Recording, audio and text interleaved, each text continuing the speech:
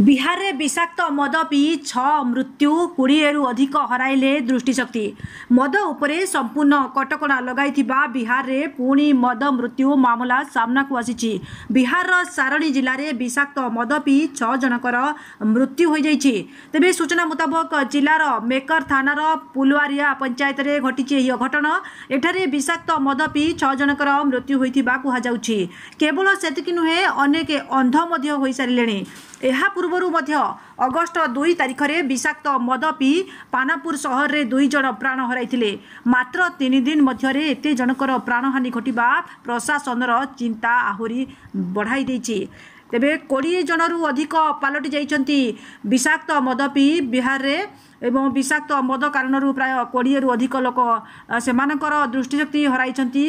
सूचना मुताबक बुधवार सहरर जनकर घरे पूजा होइतिला। सेठारे समस्ते मद्यपान करथिले। एहा परे किछि लोक गुरुवार मध्य विषाक्त मद्यपान करथिले। तेबे गुरुतर होइतिबा 18 जन को पाटना हॉस्पिटल रे भर्ती करा दैछि। सेमानकर चिकित्सा जारी रहिछि एवं रिपोर्ट मुताबक मृतकक संख्या आहुरी वृद्धि पाई पारे बोली जहा कहा जाउछि। Bureau report news SN Odia.